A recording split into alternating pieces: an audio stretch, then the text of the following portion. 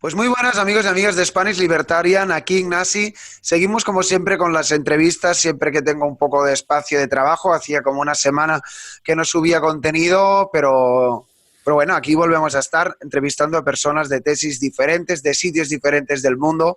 Y hoy tenemos una persona que ya, antes de esta misma entrevista, ya estábamos empezando a hablar y ya le he tenido que parar los pies porque se ponía muy interesante y quiero que quede todo grabado. Tenemos hoy con nosotros al periodista y youtuber en su canal El Nacional Libertario, a Johannes Kaiser. Johannes, ¿cómo estás? Muy bien, gracias. Gracias por la invitación.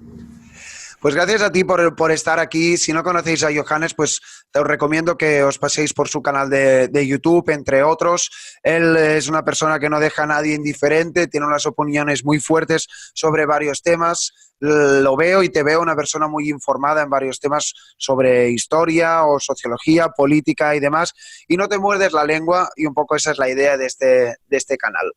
Para ubicarte un poco, y supongo lo sabrás y también lo sabréis vosotros, los que estáis ahí cada uno escuchando esta entrevista, es que nosotros entrevistamos a personas que, digamos, son amigos de la libertad, vamos a decirle, pero algunas tienen una tendencia más anarquista, conservadora, liberal clásica y demás, pero vaya, esta es la idea, que cada uno saque sus conclusiones, pues sobre todo escuchar las diferentes voces de este gran movimiento que es el movimiento liberal. La primera pregunta, Johannes, es que te definas. ¿Qué nos puedes decir de ti como mínimo profesionalmente o hasta donde quieras contar, o si quieres hablarnos un poco del canal de YouTube, y a partir de ahí vamos hablando, así que cuando quieras.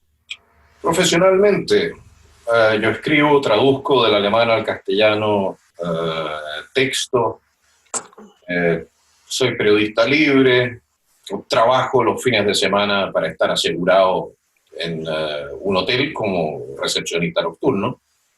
Durante la semana, dependiendo de qué es lo que se viene, también me dedico a mi canal de YouTube. O sea, tengo una serie de actividades distintas, todas las cuales me permiten el mayor nivel de libertad personal posible, en el sentido de hacer lo que me gusta y minimizar el hacer aquello que no me gusta. Yo creo que eso es uno de los fundamentos para llevar una vida relativamente satisfactoria. Y como políticamente me defino como nacional libertario, en el sentido de nacional,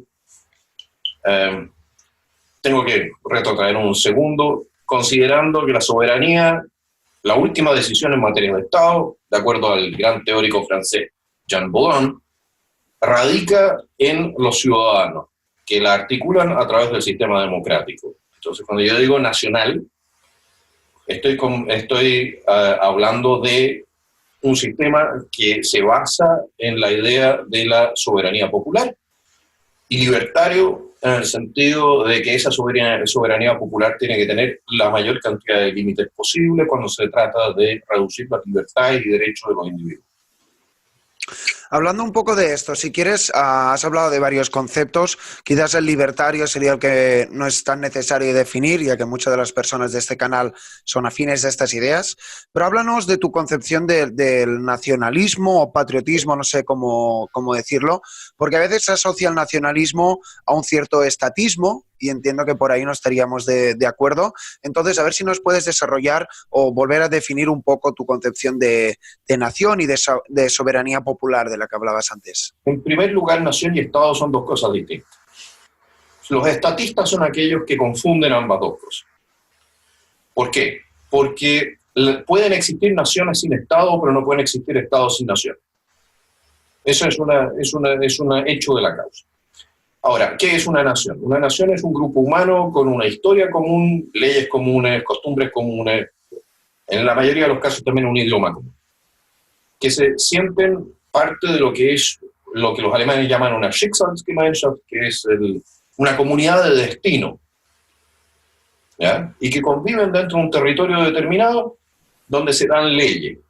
Esas leyes tienen entonces imperio en el territorio donde, en el caso de que tú tengas un Estado, naturalmente, tienen imperio dentro de ese territorio. Ahora, puedes tener también leyes sin que exista un Estado moderno articulado, es lo que tú verías, por ejemplo, en lo que son costumbres tribales y cosas similares. En aquellas zonas donde, por ejemplo, colapsa el Estado, tienes ese tipo de elementos.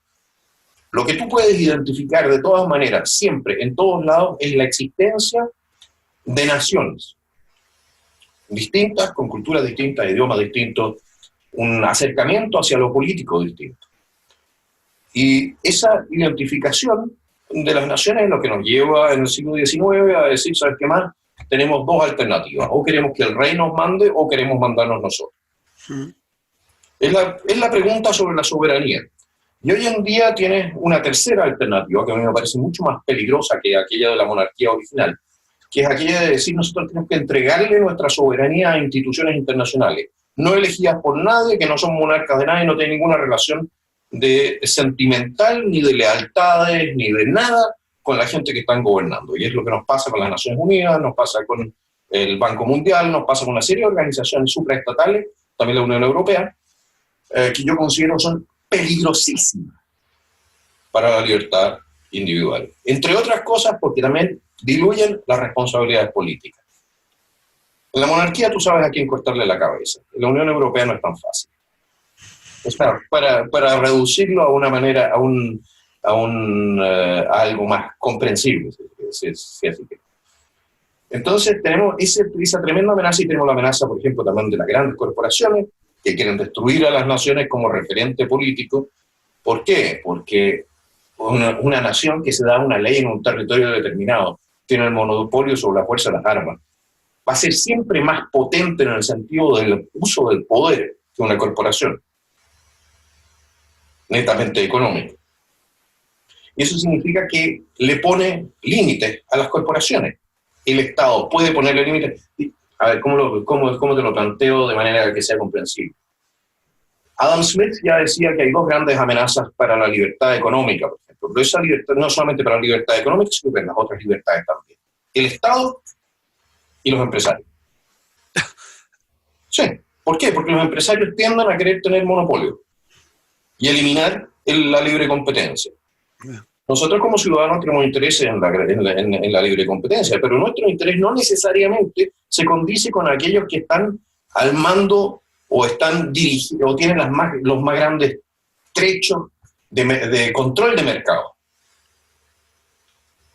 Y es por eso que yo, por ejemplo, en ese sentido no comparto el análisis de muchos ANCAP que dicen, no, dejemos que el mercado lo regule todo. ¿Por qué? Porque también las corporaciones tienen la mala costumbre de transformarse en Estado. Y eso lo podemos ver en la historia East Indian Company, que fue la que colonizó la India para los ingleses. E incluso España tuvo un par de ejemplos que no se concretaron en nada, pero digámoslo de esta manera, los Habsburgo en su momento estaban tan endeudados, a pesar de la plata que habían sacado de América, que le entregaron a una familia de banqueros, cuyo nombre se me olvidó en este momento, les entregaron Nueva Granada como indemnización. Entonces, pudieron haberse transformado en una compañía explotadora soberana en América. No pasó. Bueno, sí, has dicho muchas cosas y vamos a intentar ir desgranándolas y entender tu visión, ya que es bastante compleja y a la par interesante. Te recomiendo por lo pronto también que te mires cosas de Miguel Ancho Bastos, que también lo tuvimos en este canal. Yo creo que hay mucho de lo que él dice que estoy seguro que lo compartirías. Y entonces quizás la pregunta para seguir entendiéndote, a ver si lo podemos poner en concreto. Te voy a hacer una pregunta que a veces hago en este canal. ¿Hay algún país o algún momento en la historia o alguna región que haya tenido una idiosincrasia que te guste o que se asemeje a estas ideas de las que tú estás hablando? A mí me gusta el sistema suizo. Me gusta descontando naturalmente el elemento de la soberanía nacional, pero a mí me gusta lo que fue el antiguo imperio alemán, el primer imperio, que era muy desconcentrado. Era prácticamente solamente una unión de señores feudales para la defensa, que fue por lo demás el ejemplo que tomó Benjamin Franklin para la Constitución de los Estados Unidos. Y más allá de eso, difícil decirlo, Islandia quizás. Tenemos el problema de que, a ver, ¿cómo lo explico? Cuando tú no tienes una soberanía nacional activa, en el sentido de que tengas a los ciudadanos permanentemente participando en la formación de lo que es la voluntad política, siempre se empiezan a producir pequeños grupos que están más interesados que otros y ellos empiezan a controlar cada vez más pedazos del poder. Uh-huh. Tienes en todos los ámbitos siempre un proceso de concentración. Y esos procesos de concentración en general no son positivos para lo que es la libertad. Y en el largo plazo el proceso de concentración cierra el sistema y lo mata. Suiza en general para mí es uno de los grandes ejemplos de algo que funciona. Aunque también sus políticos tratan de cagarse al pueblo. O sea, no hay que en ese sentido engañarse. El resto no es fácil. Entonces, a ver si lo sigo entendiendo. Entiendo que tú no eres igual sonará mal lo que diré, un defensor de la democracia como tal, o digamos, ¿cuál sería el sistema institucional porque has hablado de que la concentración de poder es mala, pues también has hablado de que hay mucha gente que confía excesivamente en el mercado, has hablado también de monarquías, entonces, no sé, háblame un poco de cómo pudiera... ¿Cuál es el tipo de institución que debería tener un país? No sé si estamos hablando en abstracto o en concreto, para que tuviera esa soberanía de la que estabas hablando antes. Yo soy partidario de la democracia directa constitucional. Uh-huh. Quizá incluso con un representante, en el sentido con un ejecutivo que fuese monárquico. Pero, a mí me interesa que haya la mayor cantidad de poderes compitiendo entre ellos posible. Uh-huh. Porque se anulan.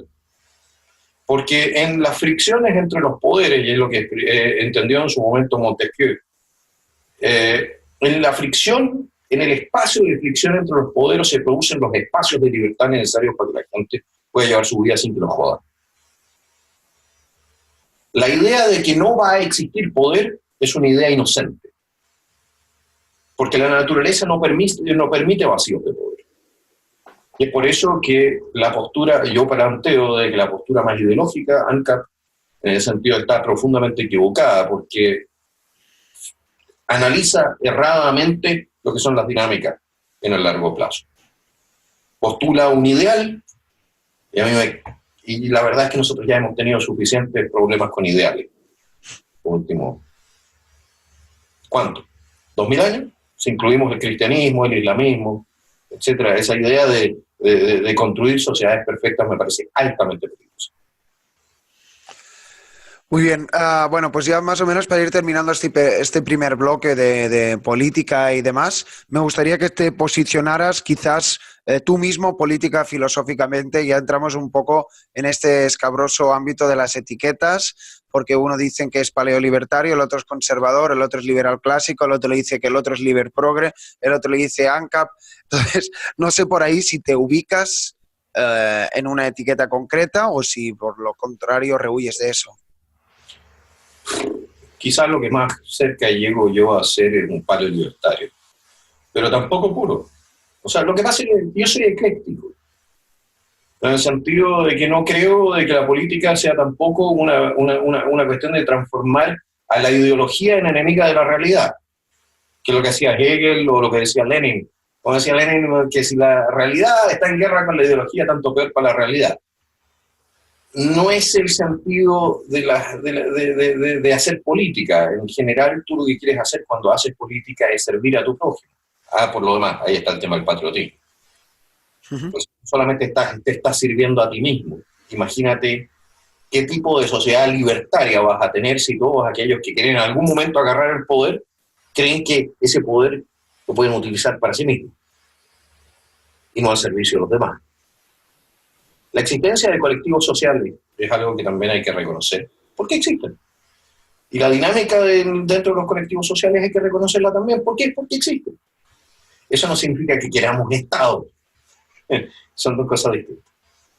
O sea, ese es mi approach. Y yo sí creo que se requiere de dosis de patriotismo para estar dispuesto a hacer esta pega de mierda.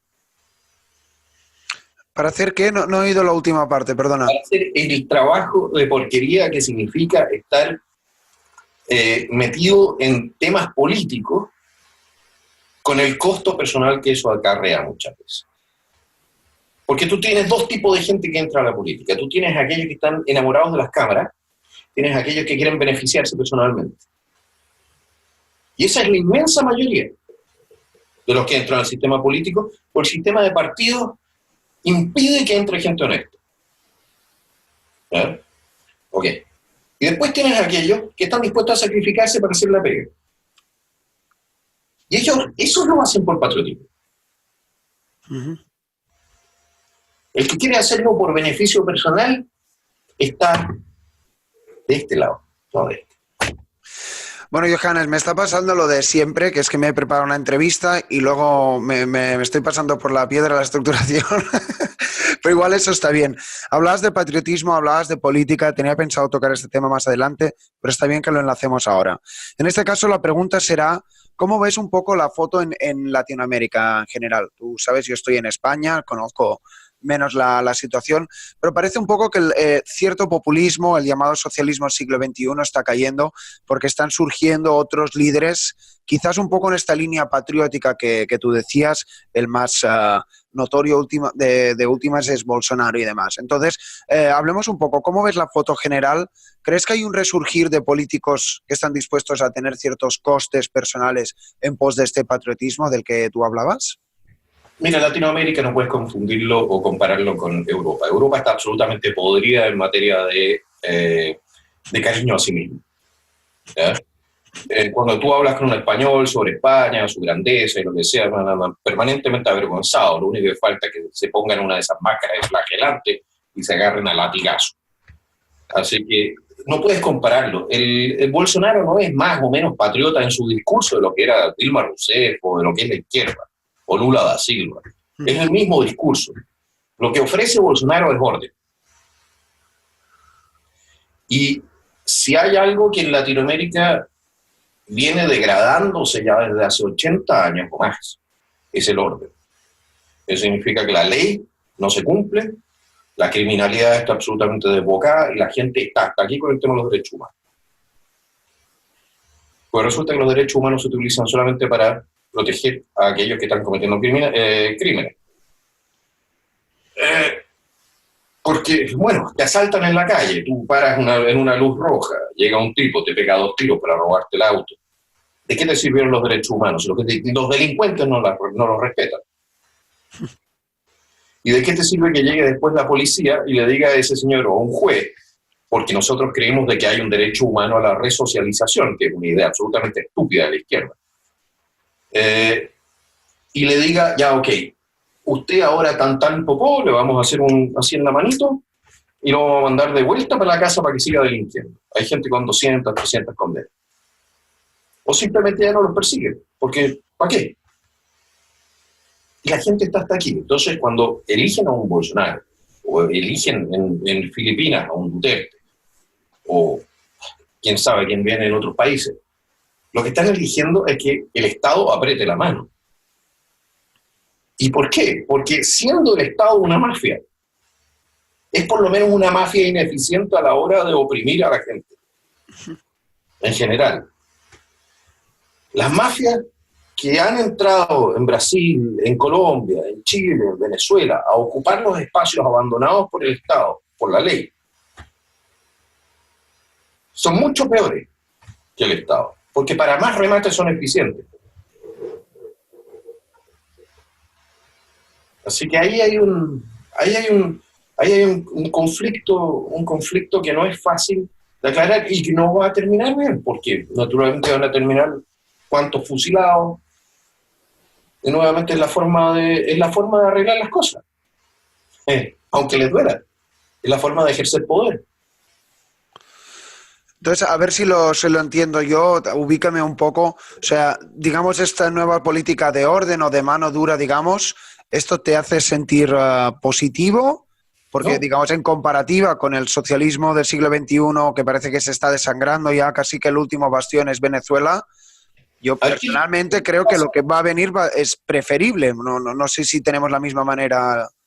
A ver, ¿qué es lo que pasa con el socialismo del siglo XXI? Tú tienes dos sistemas. Un sistema que propone la destrucción de la familia y las estructuras tradicionales de la sociedad, lo cual tiene como consecuencia directa también una subida de la criminalidad. Lo vemos en los Estados Unidos, una de las razones por las cuales los afroamericanos son mucho más criminales que el resto de las razas presentes en ese país, es porque tienen una tasa de crecimiento de niños sin padre en el hogar de casi el 70%. ¿De acuerdo? En Brasil, tú tienes 40 o 50 años de progresismo, Chile un poco menos, Argentina más o menos lo mismo. La situación es que tú tienes a cada vez más niños que no han sido socializados correctamente en sus familias por la guerra contra el patriarcado, que están entrando al mundo criminal. ¿Qué es lo que pide la gente entonces? La gente pide en primer lugar la reacción del Estado. Eso significa que el Estado entre a ejercer violencia contra los criminales. No están pidiendo, eso sí, la renovación de las antiguas estructuras tradicionales de control social. Uh-huh. Entonces tenemos un problema. Vamos a tener una sociedad cada vez menos liberal, sin por ello ser una sociedad más pacífica. A menos de que en algún momento todo esto se reestructure por propia cuenta. Yo no soy un convencido de que el sistema de Bolsonaro, a ver, digamos de esta manera, es mejor, todo es mejor que el socialismo del siglo XXI. Vale, ahora nos entendemos. ¿Verdad? Hasta los norcoreanos son mejor que el socialismo del siglo XXI, porque por lo menos se ven un poco más ordenados. No es tan bananera la cosa. Pero la verdad es que es un sistema muerto, Lo que no está muerto es el populismo. Lo que no está muerto es esa herencia que nosotros tenemos y que compartimos con España, esa idea imbécil de que el rey nos debe algo, de que nosotros tenemos que esperar de que el Estado nos dé. Ese medievalismo económico-político, de decir, yo voy a ser fiel a tu idea política si tú me das algo a cambio, algo que le vas a haber quitado a alguien antes. Esa es una herencia común que tenemos con España. Y es lo que nos mantiene en el tercer mundo. La falta de respeto por el prójimo.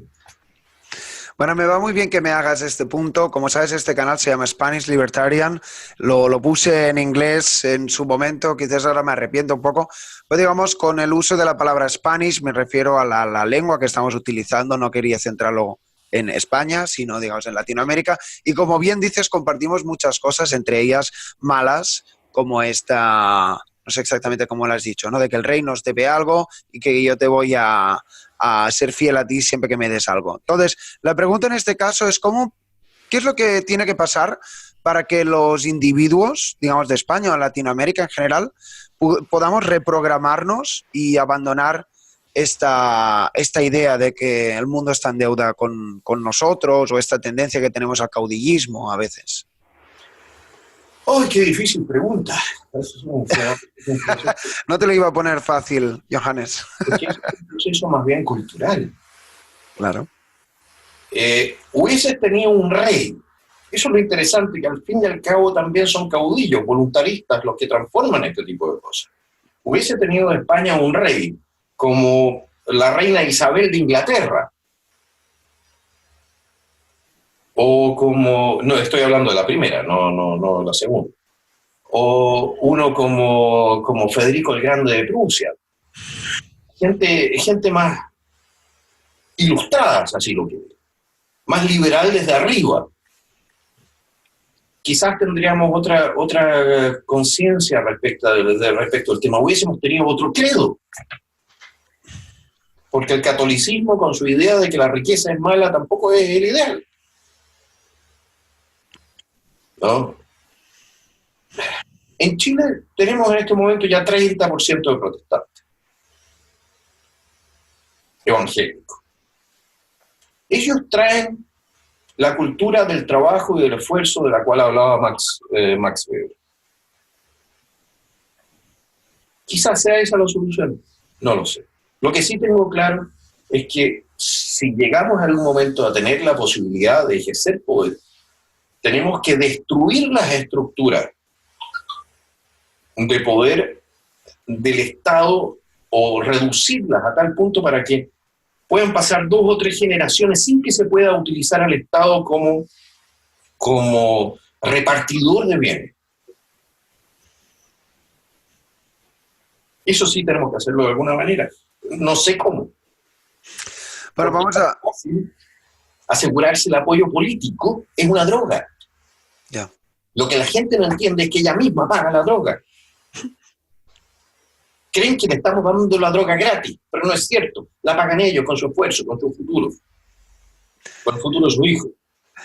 Sí, bueno, me recuerda la frase de Bastiat, ¿no? De que todo el mundo quiere vivir del Estado, pero es el Estado que vive de nosotros. Sí. Y vaya, vemos estos grandes autores que ya predijeron gran parte de las cosas que están pasando hace siglos.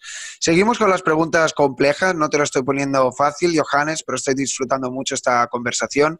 Has dicho que exactamente no sabrías cómo hacer para que, digamos, las ideas de la libertad pues fueran más hegemónicas y pudiéramos llegar al poder y un poco hacer la revolución. Sé que suena un poco mal, pero cambiar esa estructura, cambiar esos incentivos y demás.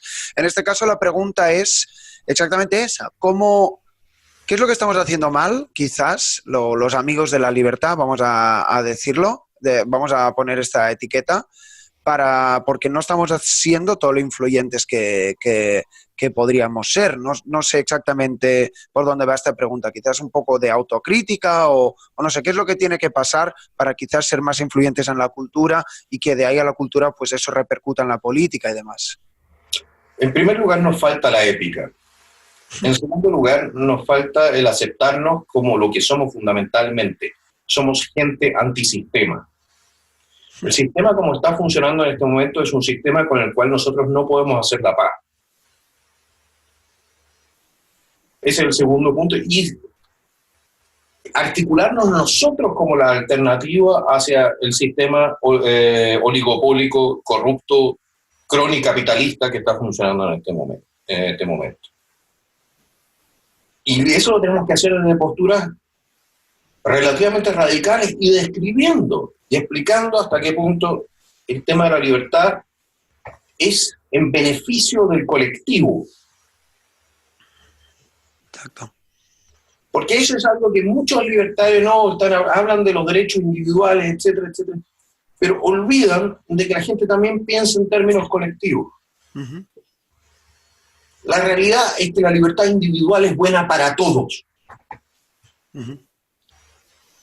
Y eso es algo que muchas veces se nos queda en el tintero. El transmitir ese mensaje.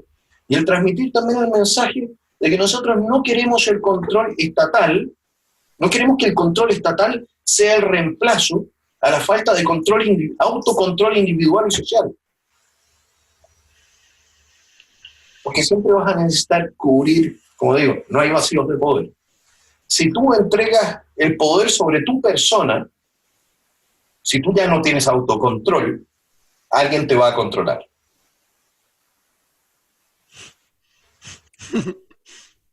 Ese es. Muy buena esta reflexión. El último punto de este tema, quisiera comentarte. Yo tuve aquí a José Luis Espert, que es candidato del Partido Libertario en Argentina, y la verdad que me siento positivo. Creo que hay alguien que sí que está articulando y dando en la tecla sobre cómo poder hacer un proyecto motivador y apelando a la épica en torno a las ideas de la libertad y hablarle a la gente común y demás. No sé si estás un poco al tanto de lo que está pasando en ese país con este movimiento y demás. Sí, un poco. Ahora yo creo que va mucho más por el tema económico. Uh-huh. Yo como valor libertario creo de que existe una alianza natural, pero muy complicada, entre los elementos más conservadores, a los cuales hay que quitarles de la cabeza el tema del estatismo, y aquellos más libertarios. ¿Por qué? Porque yo parto de la premisa de que el libertarismo, o sea, el sistema libertario, sin intervención estatal en lo social, conduce automáticamente a una estructura social más conservadora. Uh-huh. ¿Por qué? ¿Puede preguntar cómo llegas a esa conclusión? Muy sencillo. Las estructuras de protección social originales son las familias. ¿Ya? La única razón por la cual la familia hoy en día ya no tiene la relevancia que tenía antes es porque hemos creado estructuras de protección social alternativas. que están en manos del Estado. El Estado controla así la red de protección social de los individuos y los controla a ellos. Si tú liquidas esas redes de protección estatales, lo que haces es decirle a la gente o mandarles el incentivo a la gente, devolver a la red de protección original, que son las relaciones de lealtad familiares sanguíneas. Y naturalmente, les estás diciendo también, traten de mantener esas relaciones de manera relativamente pacífica. Eso significa de que los matrimonios sean de larga data, o sea, duren mucho tiempo, las relaciones entre hombres y mujeres sean lo más pacíficas posible, los niños sean educados de la mejor manera posible, para que ellos en su momento tomen responsabilidad por los padres cuando ya estén demasiado ancianos, etc. Tú tienes entonces, si tú quitas el sistema de pensiones corrupto de los políticos, si tú eliminas digamos también, reformas del sistema de leyes familiares, sobre todo el sistema que le da a la mujer divorciada acceso a la plata de su ex marido, aunque no haya trabajado nunca, etc. Si tú reformas una serie de cosas, tú lo que haces es reconducir a la gente. En primer lugar, la alejas del Estado, eliminas la dependencia del Estado. Eso es lo que estamos hablando de libertad, ¿no? Y por otro lado, le das de nuevo futuro, capacidad de regenerarse a la sociedad. Si lo que nos está matando como sociedades occidentales es el sistema de seguridad social. Eso es lo que la gente no quiere entender. Lo que está trayendo a los marrocanos con su teoría, con su religión islámica, lo que está trayendo a los islámicos a Europa, es que les damos plata a cambio de nada. Y nosotros no estamos trabajando y no estamos teniendo niños. ¿Por qué? Porque nos quita la plata el Estado para dárselos a otros. Y no estamos teniendo niños porque decimos, no, el sistema de pensiones nos va a pagar cuando seamos viejos. Así que disfrutemos ahora, no hagamos la inversión. Es un sistema condenado al fracaso, completamente. Vamos avanzando, Johannes. Es un poco controvertido lo que dices, pero la verdad que tengo que decirte estoy de acuerdo y he entrevistado a personas aquí, como te dije, Miguel Ancho Bastos, Francisco José Contreras, Vanessa Vallejo, Agustín Laje, a Sebastián Izquierdo, que creo que por ahí, pues, ese tipo de liberalismo conservador del que habláis, que vaya, creo que tiene muchos puntos que son muy importantes. Cambiamos un poco de tema. ¿Qué papel crees, la pregunta en este caso es, ¿qué papel crees que juega la corrección política dentro de lo que es esta búsqueda de la verdad, un poco de lo que es de lo que estamos hablando? Estás tocando temas, como has dicho antes, pues quizás la inmigración, la seguridad social, la insostenibilidad demográfica, has hablado de ciertos temas antes también un poco así como el feminismo y demás. ¿Qué papel juega esta especie de autocensura que parece que está impuesta en la sociedad y que realmente lo correcto es lo políticamente incorrecto y lo que es políticamente correcto decir es lo que no es verdad? No sé si me he explicado bien. Sí, perfectamente. Lo políticamente correcto es una herramienta de control social, establecida por una serie de facultades que están absolutamente más allá del bien y el mal en materia de lógica. Tiene como razón de ser el control político. Nada más y nada menos. Y mucha gente se adapta a este correctismo político por cobardía. Porque son unos mamertos, por eso. Porque no les da para pensar de manera independiente, porque no les da para tomar decisiones por sí mismos, porque nunca se han tomado el tiempo de sentarse a reflexionar sobre aquello que están repitiendo como loro. El correctismo político lo que hace es proteger a esa gente del influjo de ideas que podrían destruir ese panfleteo de la izquierda. Porque son panfletos, no es nada más. Son frases fuerza, como decía en su momento Jaime Guzmán. Son frases fuerza, son frases para la campaña política, pero que no tienen ningún contenido. Pregúntale a alguien o sea, un tipo de izquierda, ¿qué comprende él por justicia social? Que te lo defina. No pueden. Porque es que suena bien, porque dice justicia y dice social, son dos palabras bonitas. Las asociamos, entonces tenemos justicia social y eso es maravilloso y votamos por esa mierda. Que eso significa que vamos a robarle a la gente, que les vamos a quitar el producto de su trabajo, que incluso hasta la viejita de 90 que está recibiendo jubilación va a tener que pagar 20% de impuesto al valor agregado. No importa, porque está todo bajo el concepto de justicia social. Justicia social, reeducación, feminismo, puras palabras hueonas que son protegidas por la idea de que uno no puede criticar, de que uno no puede entrar a analizar el fondo de verdad del panfleteo. Y no todo lo políticamente incorrecto, naturalmente, tiene que ser cierto. ¿Eh? No necesariamente. Pero yo no veo ninguna razón por la cual algo que sea falso no puede ser combatido con argumentos en el debate.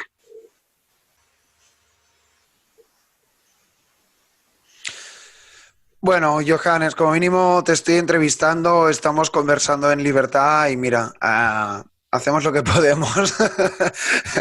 Para ir más o menos terminando, otro de los temas que también es, cambiamos de bloque y no cambiamos de bloque. Quiero hablar de Chile brevemente y también de un tema que es difícil de hablar, que es de Salvador Allende y Pinochet, porque tu país tiene un pasado controvertido, vamos a decirlo así, pero también no por casualidad es el país más próspero de Latinoamérica. La pregunta en este caso creo que te haré dos.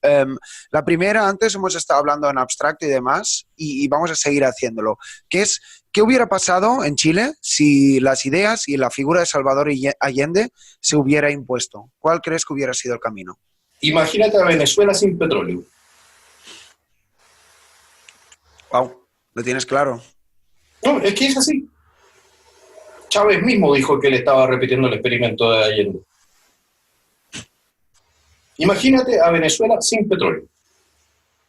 A nosotros habían expropiado el 80% de la economía. Ya nada, El Salvador Allende salió diciendo en cadena nacional que había pan para 3 días. El ministro de Defensa, el señor Sergio Arellano, llamaba a la marinería a asesinar a sus oficiales si esto fuese reaccionario. El comandante Pepe, de una de las milicias de la izquierda en el sur, en la zona de donde yo vengo, decía de que se venía una guerra civil con 1 millón de muertos. Importaban armas de Cuba. Teníamos todo tipo de asesores cubanos, de la Alemania democrática, soviéticos, norcoreanos, vietnamitas, todo el jet set del comunismo internacional se daba la mano en Chile. El expresidente Frei hablaba de más de 10.000 guerrilleros armados. Chile tenía una fuerza armada de 30.000. Eso significa que ya tenían 1/3 de nuestras fuerzas armadas. Yo, la verdad... y eso, naturalmente, frente al trasfondo de lo que hicieron la Unión Soviética, en los mismos años mataron a 1/3 de la población de Camboya, en China se estaban muriendo 70 millones de personas de hambre. ¿Sabes qué más? En Chile murieron 2.400 comunistas, 600 uniformados en el combate contra los comunistas. Me importa una raja. Nos salvaron el pellejo. Los pinochetistas, ¿te refieres? No, si no existe el pinochetismo. Uh-huh. El Congreso de Chile, en agosto de 1973, declaró al gobierno de Allende fuera de la ley. La Contraloría declaró que el gobierno de Allende estaba quebrando sistemáticamente la ley. La Corte Suprema declaró que el gobierno de Allende estaba permanentemente actuando de manera inconstitucional. El Congreso llamó a las tropas, llamó al ejército a reconstituir el imperio de la Constitución. En agosto de 1973. Eso no lo dice nadie en Europa. Que la mayoría del Congreso, más del 60% de los diputados, llamó a las Fuerzas Armadas a deponer a Allende. No es que se hayan levantado los militares un día y dijeron vamos a entrar al gobierno. Por lo demás, el primero que puso a militares como ministro fue Allende. Las Fuerzas Armadas en Chile habían sido apolíticas históricamente, hasta que llegó el gobierno de Allende y empezó a poner a los comandantes en jefe y a generales de la República como ministros de su gobierno. Entonces, cuando todo el mundo está reclamando por Chile, ¿por qué? Porque el gobierno militar es un caso excepcional. Llega el año 78, 73, en septiembre del 73 entran a controlar el poder. Chile tenía 800% de inflación. La economía estaba completamente arruinada. El 78 se ha estabilizado la situación, se han destruido la gran mayoría de los grupos armados. 78 se establece una comisión para una nueva constitución. Esa constitución, con expresidentes de la República, Corte Suprema, etcétera, etcétera, que fueron entonces los que hicieron la nueva constitución. Esa constitución se elige el año 80, gana con 60 y tantos % de los votos. En esa constitución dice que el año 88 se va a hacer otro plebiscito donde la gente va a decidir si continúa el gobierno militar por 8 años más con Congreso o si quieren pasar directamente a la democracia. Y el año 88 se vota, gana el pasar directamente a la democracia. Pinochet y el gobierno militar reciben todavía 44% de los votos después de 7 años de gobierno, y los militares se van, después de haber dejado la economía también arreglada. A ver, ¿me pueden mostrar una dictadura en el resto del mundo que haya hecho eso? ¿Por qué no es que el año 88 cayó el gobierno militar? No, el año 78 dijeron, este es nuestra marcha de ruta para entregar el poder.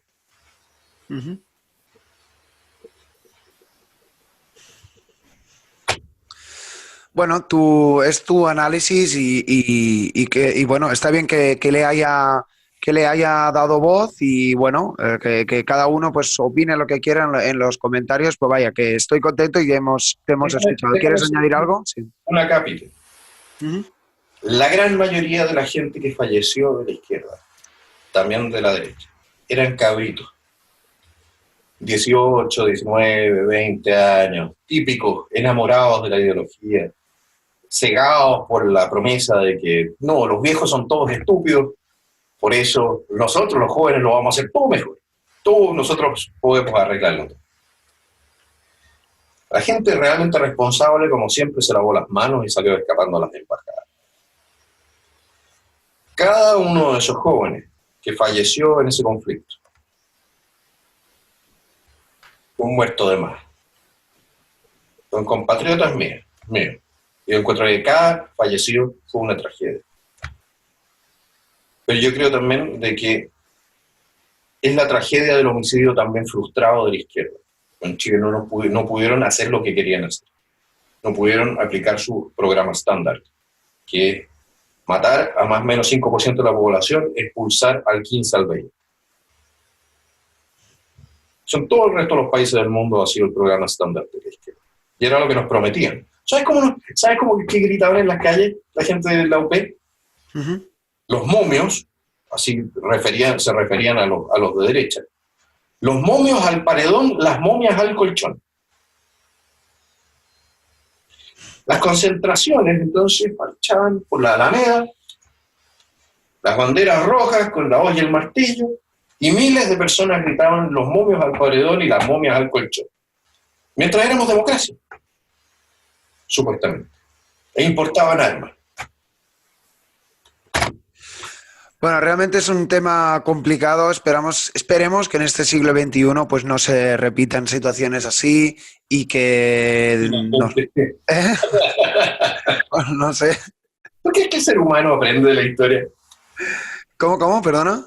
¿Tú crees que el ser humano aprende de la historia? Si los seres humanos somos una especie fundamentalmente imbécil. Por eso no hay que darle demasiado poder al ser humano sobre su semejante. Bueno, este es tu punto de vista. Yo creo que sí que estamos evolucionando, sobre todo desde los últimos 2 siglos, y que estamos alcanzando cosas que antes habían sido impensables. Pero bueno, sí que hay parte de la esencia humana, ese mono que tenemos dentro, que eso sí que no ha cambiado. Llevamos, no sé, he perdido ya la noción del tiempo. Creo que son 40 y algo minutos hablando, así que ya vamos a ir terminando, Johannes, y ha sido muy interesante hablar contigo. Me faltan 2 preguntas. La primera está relacionada con esta misma plataforma que estamos utilizando. Tú Te has hecho famoso bastante gracias a YouTube. Estamos utilizando YouTube, estamos conversando. Gente que consume YouTube son los que te van a escuchar y demás.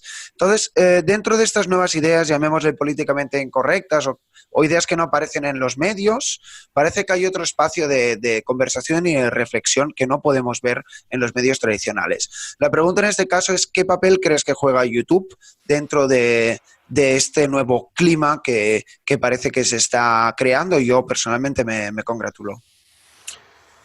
Creo que YouTube como plataforma va a empezar a jugar un papel cada vez menor. Porque las grandes corporaciones internacionales como Mastercard y otros están haciendo presión para eliminar a nuestras plataformas. Las plataformas de pensamiento crítico, antisistema, libertarios, incluso liberales clásicos, en inglés ya están potentemente bajo fuego. Y no me sorprendería de que nos toque a nosotros también en un corto plazo. Aquellos que rechazamos el corporativismo de estas grandes compañías internacionales que van de la mano con este progresismo de izquierda. Vamos a ver cómo nos van a tratar de socavar el respaldo lo más posible. Ya existe lo que se llama el shadow banning, o sea, esto de andar ocultando los posteos que tú haces en Twitter o en Facebook, en YouTube en parte también. Están cambiando los algoritmos para que ciertos temas no lleguen a la gente. Así que tenemos que ponernos empezar a prepararnos para cambiarnos de plataforma. No sé si BitChute o otro, porque claramente va a llegar un punto en que nos va a pasar lo que le ha pasado a Sargon de Akkad, que no sé si lo conoce. Sí, lo conozco, sé lo que pasó en Patreon y demás, sí. Exactamente, o a Count Dankula, o lo que le ha pasado a Paul Joseph Watson, o a cuantos otros que ya de habla inglesa, que ya ven cómo se están, digamos de esta manera, se están acercando los cañonazos. Así que yo creo que por lo menos YouTube, el formato video va a seguir siendo un tremendo elemento. Ahora la pregunta es si va a ser YouTube la plataforma desde la cual vamos a poder seguir dando la pelea. Bueno, tendremos que apelar a esa épica de la que hablabas antes para seguir dando la batalla.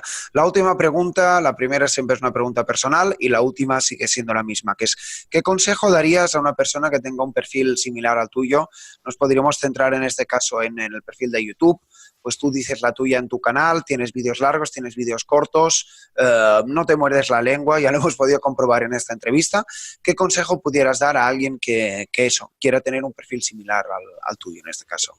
¿Tú me estás diciendo en materia de YouTube o de...? Bueno, en materia de YouTube o en materia incluso ideológica, que pues estoy seguro que algunas de tus ideas le resuenan a muchas personas, pero a veces uno no termina de estructurarlas o de encontrar esa valentía para alzar la voz y demás. Ser más cínico. Vean el mundo como es y no como quieren que sea. Eso es todo. Porque uno comete siempre ese error. Cuando está en campaña política, cuando está haciendo... Uno quiere que las cosas sean de una manera determinada y por eso empieza a transformarla en la propia cabeza, empieza a hacer análisis equivocados. No vivimos para siempre. Tenemos poco tiempo para decir lo que pensamos. Este es el segundo consejo. No esperen hasta el momento en que ya no puedan decir nada de lo que piensan porque se acabó el tiempo o se acabó el espacio, o porque ya está la policía frente a la puerta. Eso es lo que te voy a aconsejar. Bueno, buenos consejos. Veo que eres una persona que abraza la crudeza y las cosas tal y como son, pero está bien y hay mucho de tu mensaje que resuena conmigo. Se me han terminado las preguntas. Bueno, en realidad no. Tengo más, pero yo creo que lo dejaríamos aquí. Siempre me gusta dejar a los espectadores un poco con ganas de más y si alguien tiene ganas de más, pues que se pase por tu canal. No sé si quieres añadir algo antes de que cierre, Johannes. Nada, quiero agradecerte por la interesante entrevista y te quiero agradecer también por la oportunidad de conversar con tus auditores a través de este canal y desearles a todos una tremenda semana y ¿cómo era? Adelante Santiago y cierra España, ¿cómo era? No lo sé. Ok, Johannes, pues gracias por tus palabras y por el agradecimiento a mi persona y también a la audiencia. Siempre voy intentando ayudar a la gente que descubra nuevos canales y estoy seguro que muchas personas van a apreciar el tuyo del Nacional Libertario.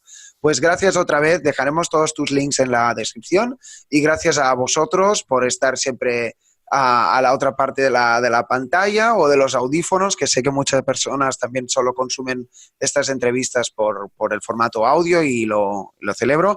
Recordar de darle al like, suscribir, también podéis dejar algo en Patreon y nada, seguir reflexionando un poco. Siempre me gusta terminar así las entrevistas y a seguir dándole vueltas a esto de la realidad y las ideas de la libertad, porque es un tema tan complejo como apasionante.